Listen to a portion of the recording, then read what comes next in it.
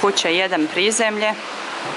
Izgled rupa na terasama prije zatvaranja, znači posle sanacije, ugradnje kapitela i karbon traka.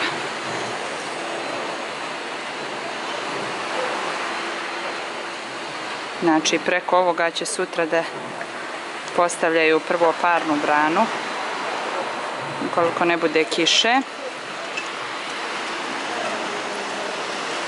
Zatim stirador, PVC foliju, mrežu armaturnu i cementnu košljicu. Ovo je